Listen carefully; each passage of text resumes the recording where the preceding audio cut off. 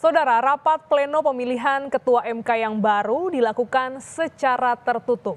Siapa saja sebenarnya yang cocok menjadi Ketua MK yang baru dan seperti apa kriteria yang pantas jadi orang nomor satu di lembaga tinggi negara ini dalam sistem ketatanegaraan ini, dan kami akan membahasnya bersama ahli hukum tata negara Universitas Mula Warman, Bapak Herdiansyah Hamzah. Selamat pagi, Pak Herdi. Selamat pagi, Mbak Gadis. Ya, ini kita masih menunggu, kita ikuti bersama untuk pemilihan hari ini masih berlangsung pleno tertutup. Nah, dari pandangan Ya, Anda, Pak Herdi, siapa saja sebenarnya kandidat yang cocok untuk menjadi Ketua MK yang baru? Total ada 8 hakim yang bisa mencalonkan diri. iya, saya pikir yang paling pertama kita mesti paham bahwa beban dari Ketua MK ke depan itu begitu sangat besar, terutama mengembalikan kepercayaan publik ya, karena MK ini kan akan menghadapi banyak momentum, salah satunya adalah pemilihan presiden. Sengketa hasil itu akan ditangani oleh MK. Kalau kemudian MK tidak melekatkan kembali kepercayaan publik sebagaimana dulu begitu, maka beban itu akan menjadi persoalan bagi MK. Nah, kalau berkaitan kemudian pertanyaan apakah apa namanya eh, pilihan hakim ketua yang ideal seperti apa, saya pikir pendekatan yang paling penting mungkin pendekatan teori sisa ya, atau teori residu. Misalnya satu, kita mesti memilah bahwa hakim MK atau MK yang memimpin nantinya adalah hakim-hakim yang memang bisa mengembalikan kepercayaan publik itu. Satu, dia paling tidak pernah mendapatkan sanksi etik lebih dari satu kali misalnya. Kan sama-sama kita paham ya, ada beberapa hakim MK yang mendapatkan sanksi etik yang lebih dari satu kali, bahkan berkali-kali gitu ya. Ada hakim MK yang doyan mendapatkan sanksi etik gitu. Yang kedua, saya pikir yang penting juga, ada hakim MK yang memang sudah akan habis masa jabatannya. Kita sama-sama tahu misalnya Pak Wahidudin Adams di bulan 1 2024 itu akan habis. Jadi akan tidak efektif kalau kemudian beliau diminta sebagai ketua MK. Yang ketiga misalnya, kita juga penting untuk membaca bahwa ada hakim MK yang mendapati atau menempati posisi hakim MK itu tidak dengan cara-cara yang konstitusional, tanda petik gitu ya. Bahkan kalau kita baca kemarin dinamika sidang MK itu kan juga sempat disebutkan oleh Jimli gitu ya, bahwa ada proses recall antara hakim MK Aswanto yang kemudian apa ya, kalau Jimli menyebutnya kurang ajar, saya menyebutnya sebenarnya adalah cara-cara yang tidak konstitusional. Jadi bagaimana mungkin misalnya kita memilih ketua MK yang pada dasarnya dia lahir dari proses yang tidak konstitusional. Berikutnya, saya pikir yang paling penting juga ada dua pendapat kemarin di putusan 90, dan kita sama-sama tahu bahwa putusan MK itu sudah menegaskan bahwa putusan 90 itu penuh dengan benturan kepentingan, artinya sudah cacat formil. Jadi kita ada kebutuhan untuk memilih hakim MK, dalam hal ini ketua MK-nya, itu yang memang punya pendapat yang justru tidak memberikan atau memberikan ruang bagi karpet merah politik dinasti. Jadi kita bisa baca tuh anatomi putusan MK, siapa hakim-hakim yang memang dalam pengertian sejalan dengan pendapatnya Anwar Usman yang kita sama-sama tahu terbukti secara meyakinkan melakukan pelanggaran etik berat, siapa hakim-hakim yang memang tidak sependapat dengan itu. Jadi ada semacam demarkasi yang mesti kita perjelas antara hakim-hakim MK berkaitan dengan putusan 90 itu yang memberikan jalan atau karpet merah bagi politik dinasti, siapa hakim-hakim MK yang memang punya pendapat yang teguh dan konsisten dengan pendapat MK yang selama ini. Jadi sisanya kita kan bisa sama-sama tahu ya, hakim-hakim yang dissenting opinion ketiga itu cuma ada beberapa nama yang kemudian kalau kita pakai pendekatan teori residu yang memenuhi syarat atau memang kita bisa kualifikasikan ideal untuk memimpin MK ke depan. Begitu, Mbak. Jadi ada sejumlah pertimbangan yang perlu juga dilihat begitu ya, dari masa jabatan ataupun juga apakah hakim konstitusi ini memiliki konflik kepentingan ya, terlibat konflik kepentingan dengan hal-hal ke depannya begitu, karena kita tahu ini menjadi sorotan bagaimana hakim konstitusi bahkan seorang ketua hakim Mahkamah Konstitusi ini dinyatakan melanggar kode etik, yaitu ada pelanggaran berat, konflik kepentingan. Nah, apakah ini juga akan mempengaruhi panasnya bursa untuk kandidat-kandidat ketua MK nantinya, Pak Herdi? Persis, saya membayangkan hanya akan ada dua kubu ya. Jadi tadi seperti yang saya bilang, kalau kita baca anatomi putusan MK 90 yang diperdebatkan, yang kontroversial itu, hanya akan ada dua kubu. Jadi kubu yang memang mengamini putusan itu atau yang menerima permohonan tanda petik dengan kubu yang tidak sependapat dengan putusan MK 90 itu. Logikanya begini Mbak, kalau kemudian Anwar Usman diberhentikan sebagai ketua, kita kan juga tidak ingin lepas dari mulut buaya tetapi masuk ke mulut harimau ya. Kalau saya menganalogikan begitu. Artinya rejim Anwar Usman ini mesti semacam disisihkan atau di-kick dari bursa pencalonan ketua MK ini. Karena percuma kalau saya mengibaratkan kita ingin masuk rumah, ya rumah itu kan mesti kita bersihkan dulu dari segala debu. Baru kita berpikir di mana kemudian meja kita tempatkan, di mana kursi kita tempatkan. Nah, dalam posisi MK yang kemudian bermasalah hari ini, penuh dengan persoalan-persoalan yang kemudian justru semakin membuat publik menjauh, maka yang kita butuhkan sekarang adalah memilih ketua MK yang memang bisa mengembalikan public trust itu sekaligus juga bisa membawa angin perubahan di dalam MK. Kan yang dibutuhkan MK sekarang dalam rangka mencapai kepercayaan publik kembali itu adalah bagaimana mendesain MK agar menjadi sebuah lembaga yang betul-betul bisa membawa perubahan itu. Nah, kalau kemudian rejimnya sama, misalnya minimal orang-orang yang terpilih adalah orang-orang yang misalnya memang secara ideologi pemikiran tegak lurus dengan apa yang dipikirkan oleh Anwar Usman, itu sama saja bohong gitu. Kita pengen MK kemudian dipimpin oleh orang-orang yang bisa membawa angin perubahan, bisa mereformasi situasi di dalam tubuh MK yang menjadi syarat untuk mengembalikan public trust tadi. Kira-kira begitu. Ya, Pak Herdi, sejumlah ahli hukum ini juga menilai bahwa banyak pihak yang berusaha untuk mengintervensi Mahkamah Konstitusi. Bagaimana tanggapan Anda mengenai hal ini?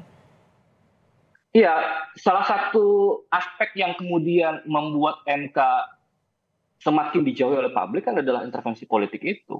Atau kawan-kawan sering menyebutnya sebagai proses politicization of judiciary gitu. Karena itu kemudian kita ada kepentingan bagaimana agar mahkamah ini betul-betul kita jauhkan dari intervensi politik. Salah satu caranya adalah bahwa setiap keputusan-keputusan yang diambil oleh MK itu juga mesti melibatkan ruang partisipasi yang memadai bagi publik. Dan kita sama-sama tahu ya, ruang partisipasi yang memadai itu kan salah satu syaratnya adalah informasi yang harus terbuka. Jadi semua keputusan-keputusan itu mesti dibuka kepada publik agar publik juga punya informasi yang cukup untuk memberikan atau melakukan proses pengawasan terhadap mahkamah. Justru itu yang mesti kita potong begitu ya. Nah, misalnya kalau kemarin kenapa saya masukkan salah satu kategori calon pimpinan MK atau calon ketua MK yang tidak boleh dari proses yang tidak konstitusional, karena kita sama-sama tahu ya, ada hakim yang keterpilihannya menjadi hakim MK yang memang lahir dari proses politik, pure proses politik.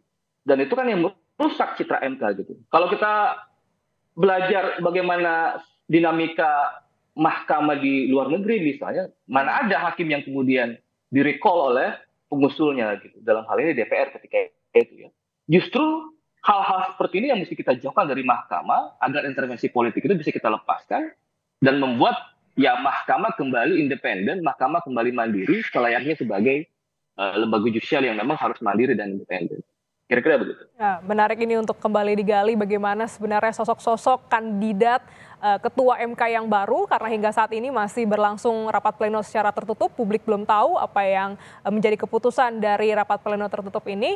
Namun kami juga akan kembali tanyakan sebenarnya bagaimana kans seorang Saldi Isra sebagai wakil ketua MK, apakah ini juga berpeluang naik? Kita tahu beberapa kali Saldi Isra ini juga berseberangan dengan Anwar Usman dalam putusannya.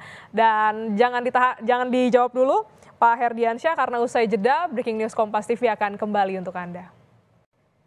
Kita pantau bagaimana situasi terkini dari Gedung Mahkamah Konstitusi Jakarta. Pada hari ini rencananya akan ada pemilihan ketua Mahkamah Konstitusi yang baru pasca putusan dari Majelis Kehormatan MK yang mencopot Anwar Usman dari jabatannya sebagai ketua MK. Menurut pantauan dari tim liputan Kompas TV, hingga saat ini masih berlangsung rapat pleno secara tertutup untuk para hakim konstitusi memutuskan secara musyawarah mufakat siapa nanti juga akan terpilih. Jika tidak ditemukan kesepakatan, tentu nanti skema yang berlanjut adalah voting begitu untuk memilih ketua MK yang baru. Dan saat ini kami juga masih terhubung melalui sambungan Zoom bersama dengan ahli hukum tata negara, Bapak Herdiansyah Hamzah dari Universitas Mula Warman. Pak Herdi, ini kita masih bahas juga bagaimana sosok untuk ketua MK yang baru. Bebannya ini cukup berat karena harus mengembalikan kepercayaan publik di tengah kontroversi yang ada. Kita disuguhkan sesuatu hal yang kurang pantas begitu di tengah menuju ke pemilu.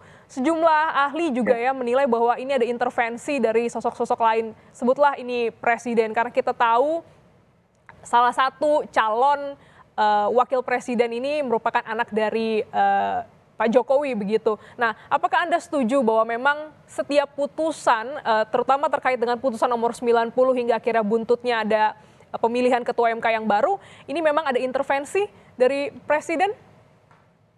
Iya, kalau kemudian kita melihat pada relasi kuasa ya, agak sulit untuk tidak mengatakan bahwa ya ruang intervensi itu memang selalu ada begitu.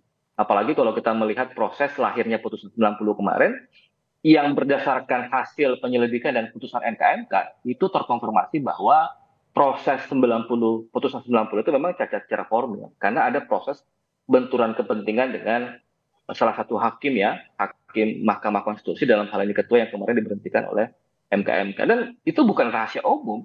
Ruang intervensi itu memang ada di dalam proses lahirnya putusan 90 itu. Bagaimana mungkin misalnya seorang paman itu memutus perkara yang memiliki dampak atau impact yang sangat besar terhadap ponakannya. Bagaimana mungkin seorang paman yang notabene juga adalah ipar dari seorang presiden, itu tidak memiliki ruang intervensi yang cukup. Itu pasti ada ruang intervensi itu. Karena itulah kemudian kita begitu sangat berkepentingan, bahkan menjadi pelapor dalam perkara laporan terhadap Anwar Usman kemarin, agar proses intervensi politik itu bisa kita amputasi, gitu, bisa kita potong. Termasuk dalam soal pemilihan hakim ketua MK yang baru ini kan, kita berpikir begini, kalau pendekatan tadi soal teori residu itu, kita mesti tegak lurus juga, bahwa yang bisa merepresentasikan kepentingan MK yang konsisten, kepentingan MK yang teguh dengan pendirian, menurut saya, kalau kita pakai pendekatan teori sisa itu hanya hakim-hakim yang memang kemarin pada saat putusan 90, yang berbeda pendapat dengan hakim mayoritas, tanda petik gitu ya. Jadi mestinya 5 hakim, meskipun itu dianggap 3 yang menerima permohonan dan 2 konkuring itu juga masih debatable ya, tapi bagi saya itu disisihkan gitu. Jadi 5 orang hakim itu disisihkan, berarti yang tersisa itu hanya 4 hakim. Saldi Isra, Soehartoyo, Wahidudin Adams, dan Arief Hidayat. Itu satu. Nah kemudian kalau kita kerucutkan lagi, dari keempat hakim itu sebenarnya ada hakim yang melakukan pelanggaran etik yang sudah beberapa kali gitu. Arief Hidayat misalnya gitu ya, kita sama-sama tahu di 2016 itu pernah diputuskan melanggar etik karena ada perkara KTBLC ke Jaksa Agung Muda, kemudian 2018 juga pernah dijatuhkan sanksi etik dikarenakan bertemu dengan Komisi 3 yang saat itu ada proses fit and proper dan lain sebagainya. Itu berarti tinggal 3 gitu. Kalau kita kerucutkan lagi menjadi lebih sempit, Pak Wahidudin Adams itu akan habis masa jabatannya sebagai hakim Mahkamah Konstitusi di bulan 1 itu. Jadi kan tinggal tersisa 2. Teori residu itu akan menjelaskan bahwa 2, kalau kita pakai pendekatan tadi, Pak Soehartoyo dan Pak Saldi Isra, itu menurut saya punya segala aspek yang dimiliki untuk menjadi seorang hakim ketua Mahkamah Konstitusi. Mereka punya pendapat yang betul-betul konsisten dengan pendapat MK sebelumnya. Saya ambil contoh soal open legal policy misalnya. Di putusan 29, 51, dan 55, dan putusan 90 dan 91, kedua hakim ini konsisten dengan pendapatnya. Jadi kedua hakim yang saya sebutkan namanya, menurut saya itu merepresentasikan bagaimana kemudian konsistensi dan keteguhan Mahkamah Konstitusi yang kemudian itu yang sangat kita butuhkan untuk mengembalikan kepercayaan publik. Begitu, Mbak. Iya, Saldi Isra memang sebagai posisinya juga saat ini sebagai wakil ketua MK. Apakah ini juga memperkuat kans Saldi Isra untuk dipilih menjadi ketua MK, karena kita tahu bebannya cukup berat menghadapi sengketa pemilu, beberapa keputusan ini lembaga tertinggi juga di tata kenegaraan. Bagaimana Anda melihat sosok Saldi Isra? Iya, kita membutuhkan satu hakim mahkamah atau yang akan memimpin Mahkamah Konstitusi adalah mereka yang punya modal integritas yang memadai. Dan saya pikir hal itu sudah dimiliki oleh Saldi begitu ya. Bahkan di dalam beberapa kesempatan kritik dan otokritik di dalam tubuh MK juga diperlihatkan meskipun itu juga kemarin diperdebatkan. Yang kedua, posisi wakil ketua, kalau saya yang ditanya sebenarnya kita inginnya ex officio gitu ya. Ex officio wakil ketua bisa menjadi ketua, tetapi kan tidak begitu. Ada proses secara teknis yang diatur di dalam peraturan MK nomor 6 2023 yang menghendaki agar proses keterpilihan ketua MK yang baru itu mesti dikocok ulang gitu. Jadi proses ini mesti kita lewati. Tapi saya pikir begini, kalau kemudian kedelapan hakim itu memperlihatkan kenegarawanannya, cara berpikirnya tidak secara individual, tidak secara subjektif, tetapi berpikir bagaimana menyelamatkan MK, marwah, martabat, dan wibawanya ke depan, maka semestinya pilihan ketua Mahkamah Konstitusi yang akan dipilih tidak lama lagi ini gitu ya, beberapa waktu ke depan ini, itu mestinya disematkan kepada orang-orang seperti Saldi dan Soeharto ya seperti yang saya sebutkan tadi, yang memang secara prinsip itu punya keteguhan di dalam pendapatnya, secara prinsip itu punya konsistensi di dalam menguraikan pendapat-pendapatnya. Kan itu yang kita butuhkan di dalam memperbaiki sekaligus mengembalikan kepercayaan publik terhadap Mahkamah Konstitusi. Kalau kemudian yang terpilih adalah hakim-hakim yang secara ideologi, cara berpikir,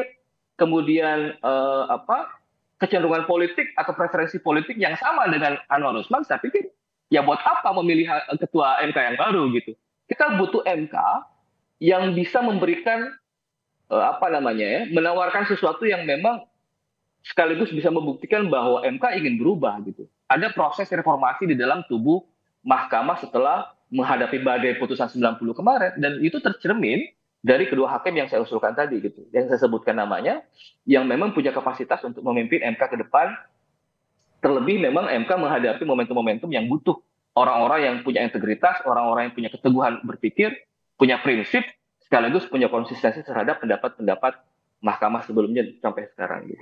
Begitu, Mbak. Ya, Ketua MK yang baru ini punya tanggung jawab lebih untuk mengembalikan kepercayaan publik, di tengah juga bagaimana kapasitasnya, integritasnya dalam memutus perkara yang ada di Mahkamah Konstitusi. Ada dua nama menurut Pak Herdiansyah yang cocok, ini ada Saldi Isra sebagai Wakil Ketua MK dan juga Soehartoyo. Kita nantikan Pak Herdiansyah bagaimana nanti sore mungkin ya kita sudah bisa menerima siapa nama Ketua MK yang baru pada hari ini. Terima kasih Pak Herdiansyah Hamzah dari Universitas Mula Warman, Ahli Hukum Tata Negara telah bergabung dalam Breaking News Kompas TV pagi hari ini. Sehat selalu Pak.